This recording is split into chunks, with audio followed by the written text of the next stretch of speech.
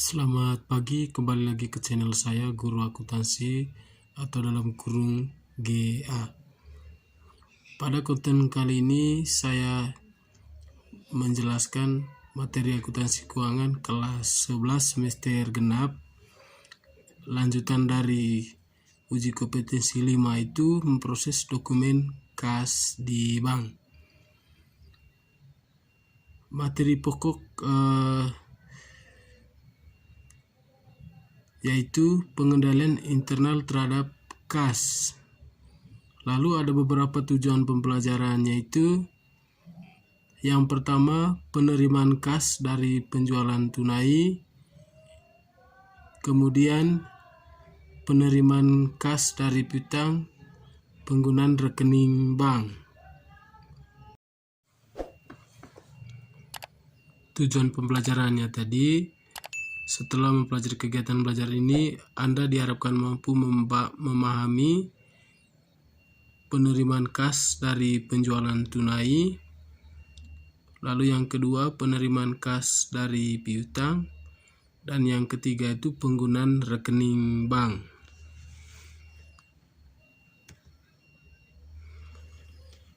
Baik, kita mulai dari poin yang pertama,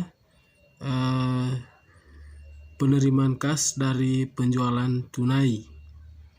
Pemisahan antara rekening penerimaan dan pengeluaran bertujuan untuk memudahkan pengawasan dan rekonsiliasi tiap bulannya.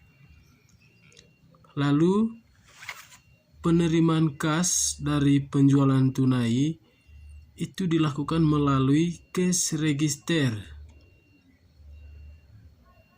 yang ditempatkan pada loket kasir dengan cara sebagai berikut. Yang pertama itu, setelah menerima uang dari pembeli, kasir mencatat penerimaan tersebut ke cash register secara periodik, menyerahkan daftar cash register ke bagian akuntansi.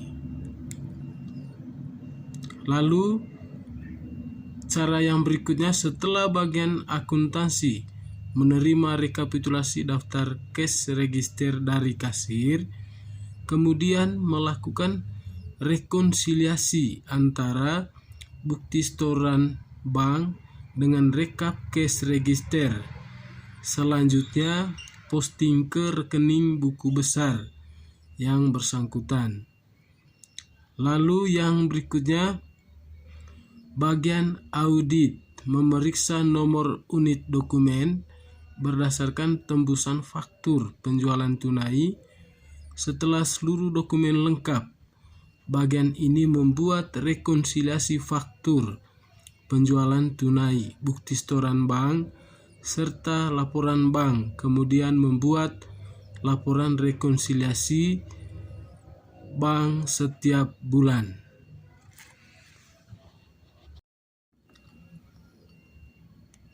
Lalu berikutnya, penerimaan kas dari piutang.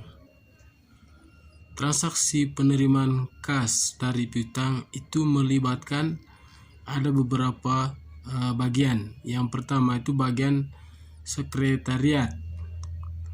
Tugas dari bagian yang pertama ini menerima surat pemberitahuan bersama cek dari debitur atau memo kredit dari bank dalam hal pembayaran dari debitur melalui transfer dana. Itu yang pertama. Lalu yang kedua, membuat daftar surat pemberitahuan yang diterima dari debitur dan memo kredit yang diterima dari bank.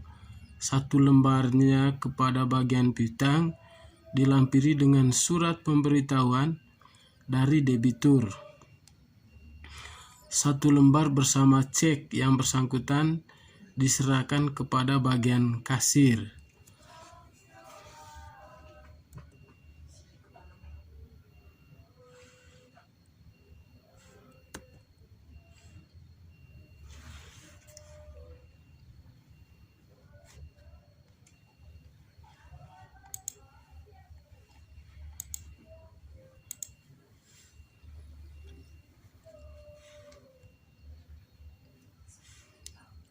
Lalu berikutnya bagian piutang.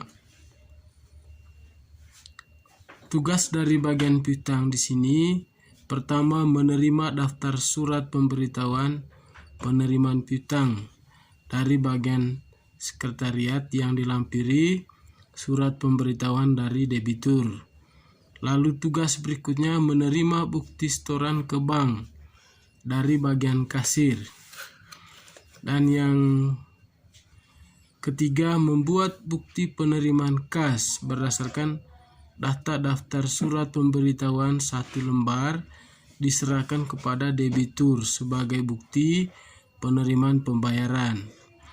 Lalu 1 lembar diserahkan kepada bagian jurnal dan laporan yang dilampiri daftar surat pemberitahuan dan bukti setoran ke bank yang diterima dari bagian kasir. Dan yang terakhir, tugas dari bagian piutang itu mencatat bukti penerimaan kas dalam buku pembantu piutang. Lalu berikutnya bagian kasir.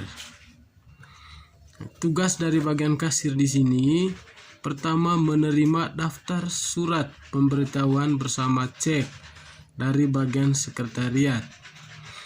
Lalu yang berikutnya membuat bukti setoran ke bank 1 lembar bersama cek setoran diserahkan kepada bank.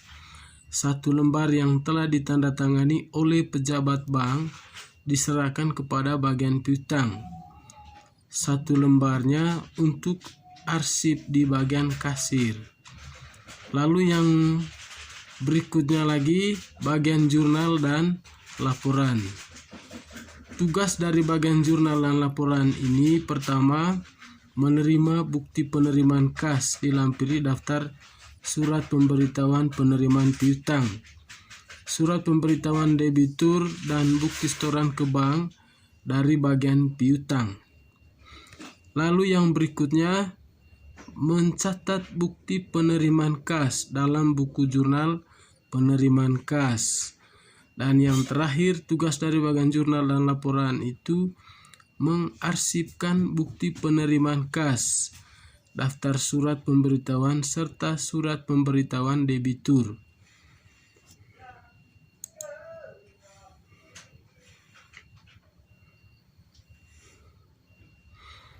Lalu berikutnya penggunaan rekening bank.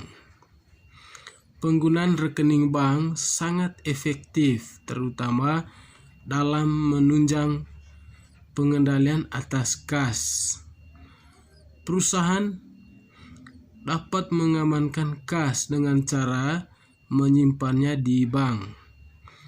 Lalu pemanfaatan rekening bank dapat mengurangi jumlah uang kas yang harus dibawa ke sana kemari, sekaligus memperkecil risiko terjadinya kehilangan atas uang kas.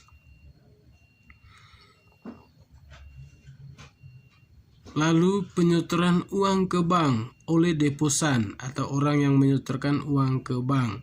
Itu berarti menambah kewajiban bagi bank.